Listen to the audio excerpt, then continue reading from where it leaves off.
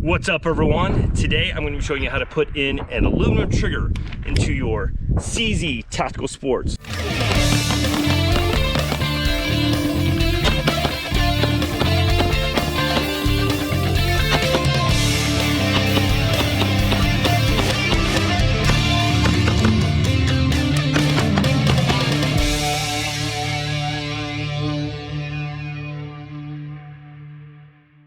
What's up everyone? Thanks for stopping by. I am the average doomsday prepping dude. Today I'm going to be showing you how to put in a CZ aluminum trigger into your CZ Tactical Sports.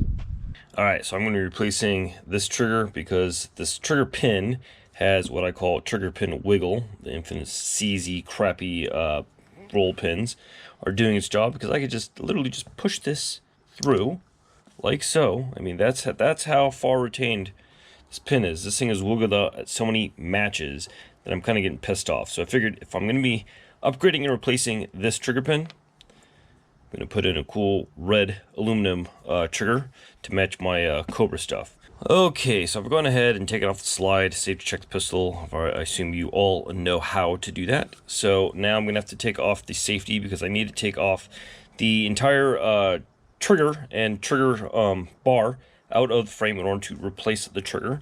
So in order to do that, I'm going to lift up the trigger or the sear spring here, push on the left or the right side of the safety at the same time, and then you'll see that the safety can kind of come out. I'm going to put my thumb on the sear mechanism, take that out, slowly release this. There are two springs that you don't want to lose at the end of the sear cage, so I'm going to put those over there. Now I'm going to slowly take out the right side safety as I'm working. So now that I got the sear out, you're going to want to be careful because there is a detent right there, as well as a detent on the left side that you do not want to lose while you're taking out the trigger and trigger bar. Alright, so since my trigger bar is being retained by my 5/16 inch punch, I can just go ahead and remove that. It's not really under any spring tension, so I don't have to worry about it flying out. I can just literally take my trigger and trigger bar and kind of wiggle it from here, and it should just come out. Yep, like so. Okay, I can put my frame aside, and so really what I'm working on is the trigger bar. Wow, this thing is really dirty. I have thousands and thousands of rounds through this. It's really just being retained by that pin there, and then there is the spring there that I have to get in properly. So let's go ahead and work on that. Are you ready? Ready. Stand by.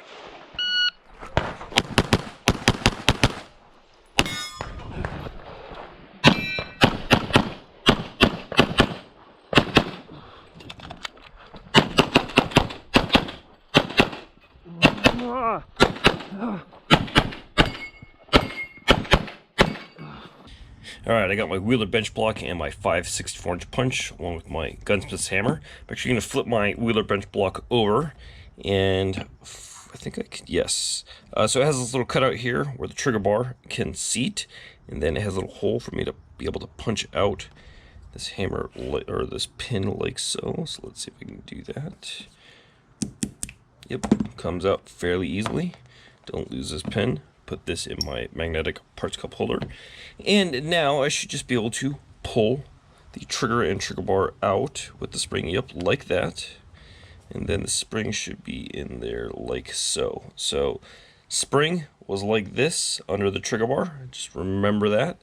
Okay, so now that I got everything taken apart, I'm going to want to grab my trigger spring, and there's a little hole on the right side. You may not be able to pick it up on camera, but I'm going to want to stick the edge of, or the end of the spring into the trigger like that, so it looks like that. And then going to take my trigger bar retaining pin, put it through so I can get my spring like so. And then once that is in, I'm going to take my trigger bar, I'm going to stick it in this, in this orientation.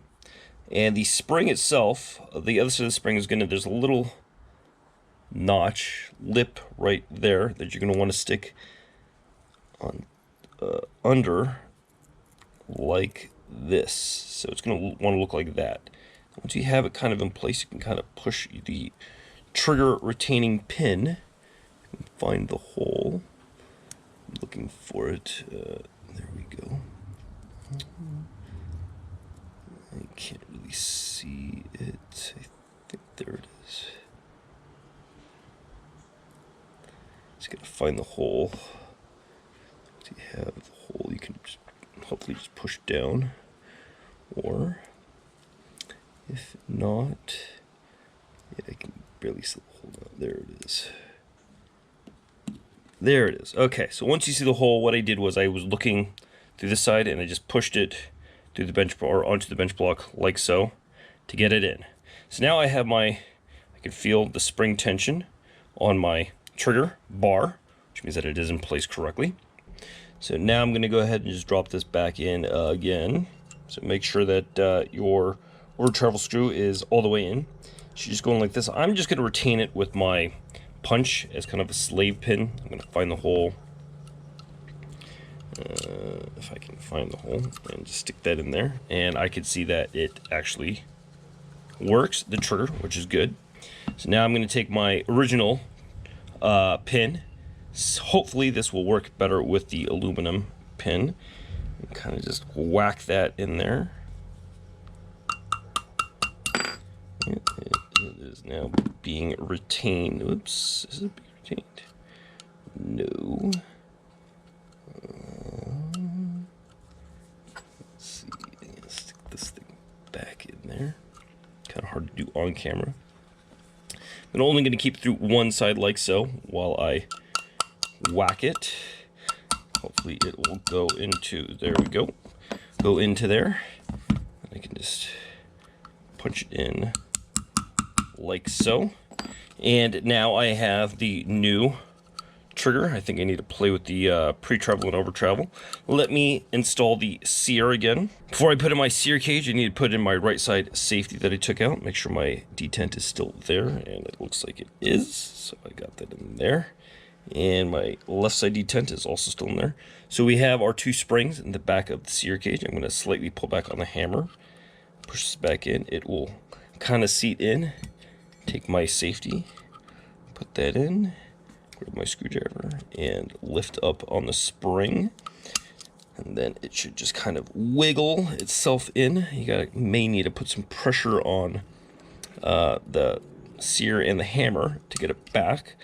Once you get it in like so, you're gonna have to push the detent right there with your screwdriver, and then that'll get it in more, and then now we have a working safety. Okay. So let's put this in. And see how this looks.